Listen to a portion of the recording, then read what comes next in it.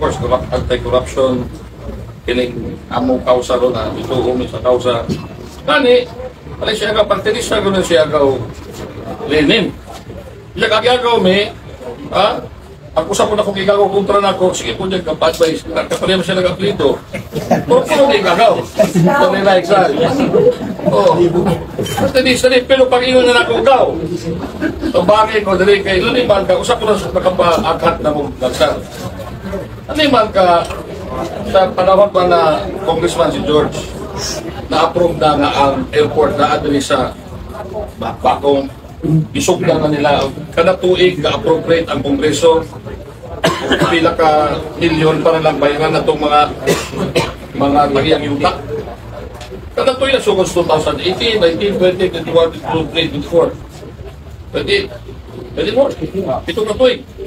Kunya karon last payment na lang, kunya ang sistema nga i-download yun sa Bakong. Kay under ko niya ang municipal assessor, siya na ibalo sa presyo niya. Mabali, i-appraise balitanan niya under the supervision po sa DOTR. Ang pareha kay Naong ni mo, si Iguan, Secretary Bautista. Di ba? So anyway, dagan ako na yun, si Tony Di Palugos, uyok sa undersecretary sa DOTR o sa kaap, kapalaban. Na kung saan naman nga, i-oppose naman din noon una si kailan mo gano'n yung group chat pa ako na natin kailan gabi na kahit ako pa ng konsihal. So yung sila nga naido kong katuo yun na na-elector ang province, isulatan ang DOTR nga ipaundang ang pagbayad sa last payment kay kung ano, tinanglan mo agi sa probinsya, sila yung distribute. Ayun, siya. Tapos payment ko na, nabayaran ko na.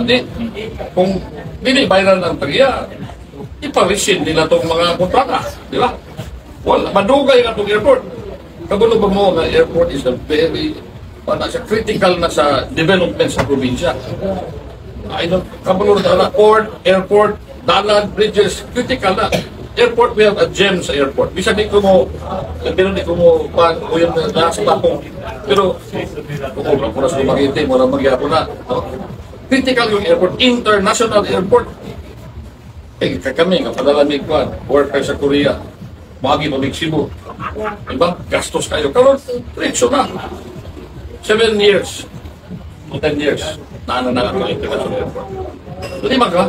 So, misulat ang imong kuwan, igagaw ni mga Bautista. Isulatan si Gop.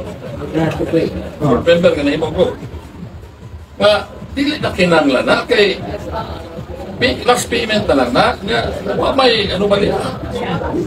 Pag human kay, ang papa na mo ko'y misulat, yun na mga amahan nga, iskunda nga na, kaya among imbestigahon, kaya na anomalya. Kung na yung anomalya, appeal siya kay usama po siya sa appropriate kay congressman na po siya. O yun din. Kung muna na punlutan na yun eh. So, ito, hapit yun nga, wala, I think hapit yun nga, wala na hinayon itong magpalon. Mulon man ang Philippine government o $3 billion sa Korean Bank. Diba? Hapit yun itong Korean Exim Bank, hindi yung kontak na hinayon kung kay Laniman ka. Kung naibalot kong Exim-Banggaw, ito may nayon ng guwan. Anong pautang magagaan? Anong maros mo ng transaksyon? Ay, ganit na kung idukhan na ito. United in one cause. Kananag yun. Hindi man ka. Ang may managutang sa Exim-Bank, ang mubayad nasyonal man, ibang probinsya. Di ba? Nasyonal, ito si Secretary Rector ako. At i-congratulate ko. Congratulations po yun. Gano'n man? Utang ng nasyonal, ibutang na mo sa Bako. Iangalan, the new Dumaguete International Airport. Patay tas kat matter. Kami, wala problema.